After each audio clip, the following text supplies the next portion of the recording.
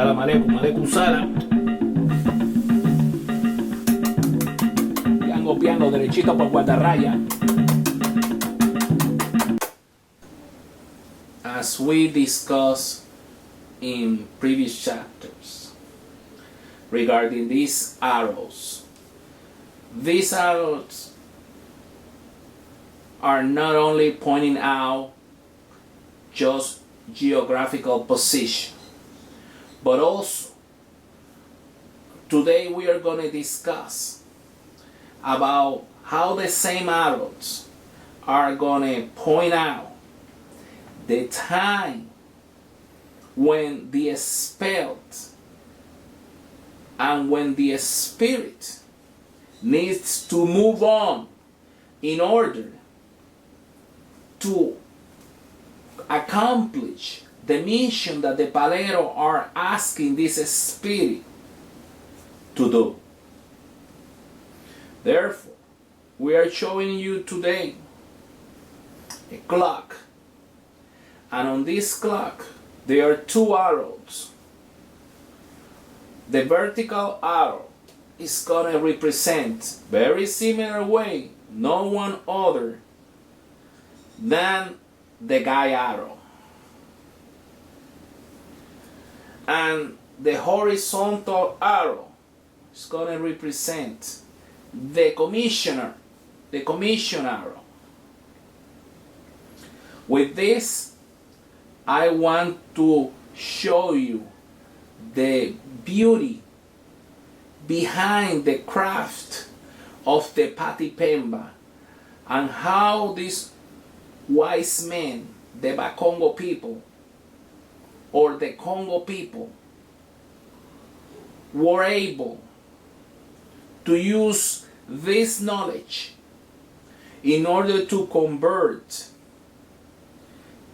the energy, you can call it the spirit, along with all the magical ingredients used for the spell, and convert all that energy and insert it into these magical arrows or Patipemba and make this fluid, make this energy to flow and to move on to the geographical position where the palero wants the energy to go along with the spirit of the Enfumbe or Enfumbi. And it's very important in our days that once you need to draw a Patipemba, you need to guide the spirit. These arrows are going to be able, with the information by placing into the right place where this arrow going to point out, it's going to point out position, but also it's going to point out time. And this information is very important because it's the information that is going to guide this fluid, this energy, this spirit of the dead to be able to move on from one dimension into the other dimension and get to the right place. And for the example that we are using today with the clock, we already told you that the vertical arrow on the clock is going to represent the guy arrow. And if you can see, the departure point on the tail is going to be at 6. That's the time that you're going to set the tiro de fula. This process that we use with the gunpowder and the other magical ingredient in order to transform a solid matter into a gas matter, and using the fire for this so-called transformation. That's what we call tiro, a spiritual shot,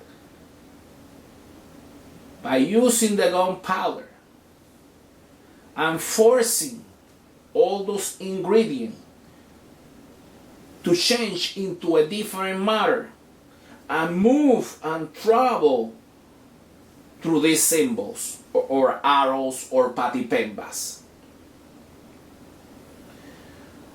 Basically, once the spirit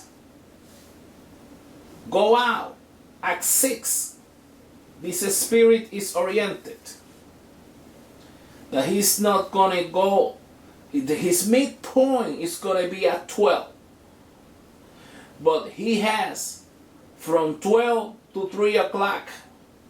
Actually, that's the time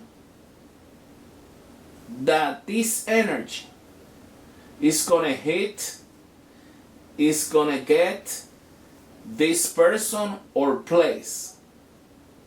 But it's very important for this practitioner to keep in mind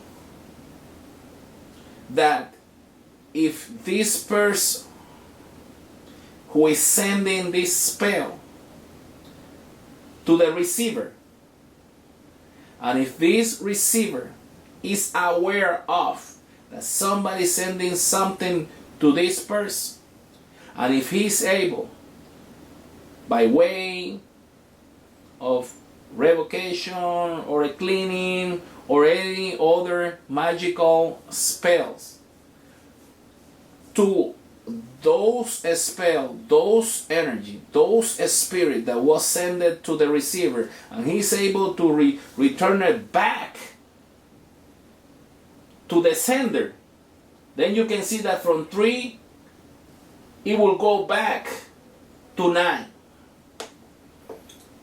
where is the tail. So actually you have to be very careful, because once the person, the sender who have sent the spell, and he is not very cautious and very aware of how his spiritual sending is traveling through the air, through these dimensional worlds, until it gets into the designed place.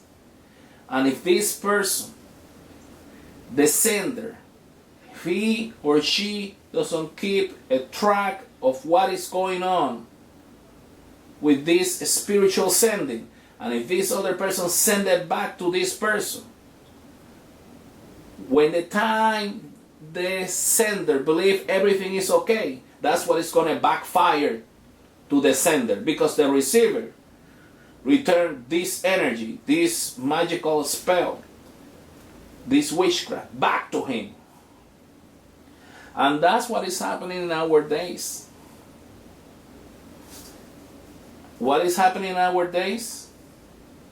Well, what is happening in our days is that many paleros are telling their godchildren, oh, you can go and you can go for a tiro de fula, and then you can send the spirits go out and do this and do that. But what they don't tell the spirit, to the godchildren, that this spirit that they send it out, there is going to be a point that this spirit is going to return back to its original place where he or she, that spirit, was sent out to do the job. And that's the many mistakes that many of these so-called paleros are doing this day.